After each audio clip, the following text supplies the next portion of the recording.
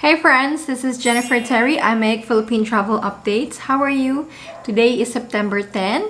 What are the updates? Let's start with some bad news.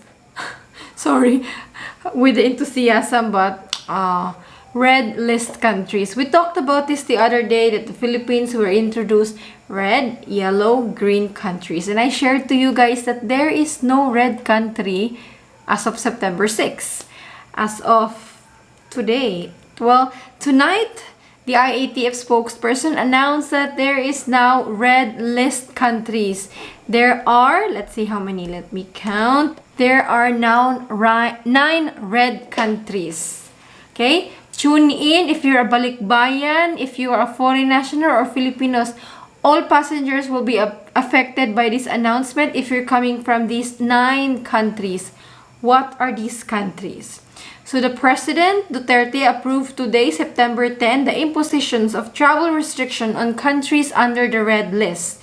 These include Azerbaijan, Guadalupe, Guam, Israel, Kosovo, Montenegro, North Macedonia, St. Lucia, and Switzerland. Again guys, Azerbaijan, Guadalupe, Guam, Israel, Kosovo, Montenegro, North Macedonia, St. Lucia, and Switzerland. Ay, naku po, itong Guam at Switzerland at Israel, I'm surprised. What's the basis of this? I know there are other countries with far more cases compared to these countries, but the basis of this, guys, remember, is incidence rate. Incidence rate po is cases over population. So for example, itong Israel, it's a very small country, small population. Yung cases nila, guys, umabot sila ng sobrang 8,000 daily, 5,000, 7,000 daily. And because of that, kahit kasi maliit lang yung population nila, so tataas talaga yung incidence rate. I-compare mo yan sa, let's say, US or India, mas maraming cases. Pero, ba't hindi sila red? Kasi malaki din yung population nila. So, big, kahit pa 2,000 cases, pero kung small yung population, tataas talaga yung incidence rate. Kaya nagiging red country. So, for those who will be traveling today and tomorrow, it's okay. You're still not covered, okay? All passengers who have been to those countries within the last 14 days, immediately before arriving to the Philippines, before September 12 noon, Manila time shall be allowed to enter the country. And you only have to follow the normal quarantine, which is 10 days in the hotel and then 4 days at your final destination. So for those traveling before September 12, you're safe. You can still enter. But for those traveling after, no, you cannot travel after. So who is affected? Kung Pilipino ka, kung balikbayan ka, kung foreign national with visa, okay? For these red countries, okay? Starting September 12, you cannot enter if you're holding Balikbayan program is suspended for countries under red, okay? And foreigners, even with visas, cannot enter.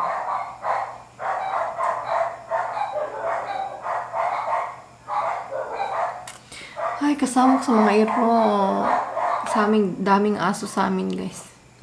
So, foreigners, even with visas, if you're coming from those countries for the last 14 days, you cannot enter the Philippines even if you have DFA exemption. No.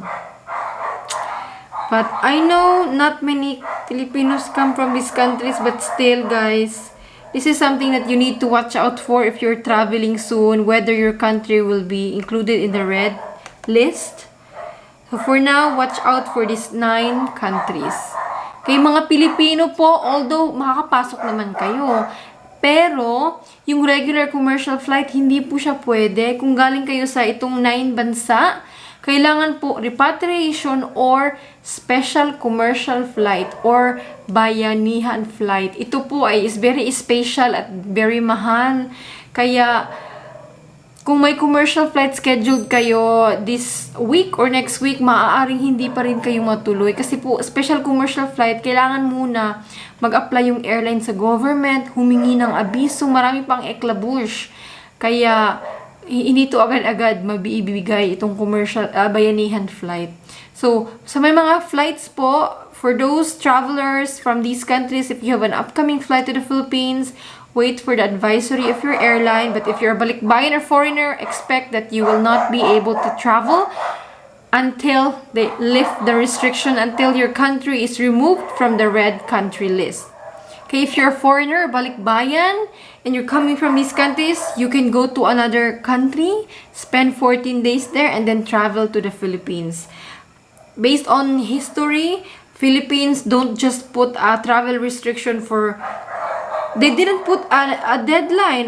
They didn't put a deadline on this travel restriction. So it will last until they extend it, until they announce it's lifted. In the last time they put countries under travel restrictions, it lasted for almost 4 months. But let's go to another topic about travel updates. Bureau of Immigration Advisory. This is for foreigners who have been stuck here in the Philippines since the start of this pandemic. For tourist visa holders in the Philippines, if your visa already expired starting March 2020, or those who already reached the maximum allowable stay of 3 years, or if it's 2 years, you can still have your visas extended without the order to leave from the Bureau of Immigration, but you shall settle the immigration fees and penalties in lieu of the order to leave. So anyone there who is overstaying, please settle it. If you need any help, you can email me po and I can refer someone who will help you. Please settle it. You don't want to be blacklisted in the Philippines. Moving forward, for travelers, those who will be traveling soon to the Philippines, One Health Pass. We already talked about this. If you're landing in Manila, Lawag, Clark, Davao, One Health Pass is required. This will be asked prior to boarding the plane. Upon check-in, guys, hahanapan po kayo ng One Health Pass. So, I made a video. Gumawa ako ng video tutorial how to get the One Health Pass QR code. You can watch this video. Pero, you can do the first step 3 to 5 days before your flight, and then the second step within 24 hours of your flight. After your registration, you can also prepay for your RT-PCR test, your swab test. Now, talking about swab test, there's good news about the swab test. The COVID test is cheaper. So, if you're landing in Manila or in Clark, you can avail Red Cross, and that's for only 2,800 pesos.